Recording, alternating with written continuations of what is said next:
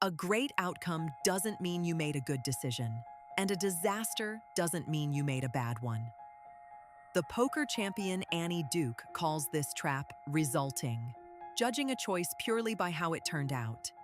And once you see it, you can't unsee it how badly it warps the way we grade leaders. Duke's argument, laid out in her book Thinking in Bets, is simple. Every decision is a probability distribution. You can play a hand perfectly and lose. You can play it terribly and win. If you only look at the result, you're learning the wrong lesson, and you'll repeat the mistake the next time the cards come out differently. So let's stress test this on a real operator decision. May 2020.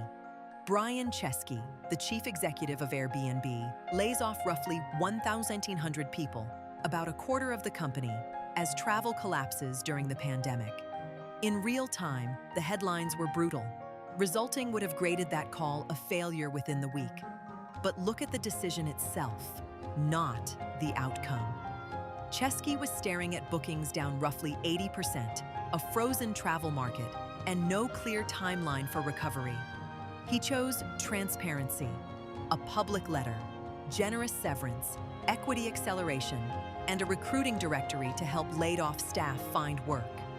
The process was deliberate, values anchored, and built for the worst-case scenario in front of him. Now, fast forward. Airbnb files to go public in December 2020 and prices above range. Travel rebounds faster than almost anyone predicted. Suddenly, the same decision gets regraded as visionary. But here's Duke's point. The decision didn't get better. The dice just rolled a certain way. The quality of the choice was set the moment Chesky made it, with the information he had. This is why resulting is so dangerous for anyone watching operators from the outside. We praise the ones whose bets happen to land. We bury the ones whose equally smart bets happen to miss. And then we copy the wrong behavior, the lucky behavior, instead of the disciplined process underneath it. Duke's fix is to separate two questions every time. 1. Given what was knowable, was this a reasonable bet? 2. What actually happened and how much of that was skill versus variance? Hold those apart, and you stop grading executives like sports commentators and start grading them like poker players.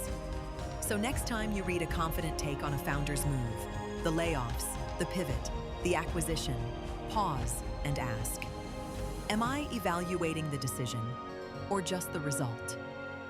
If this reframe was useful, subscribe for more field notes on how world-class operators actually decide. We publish 3 a week.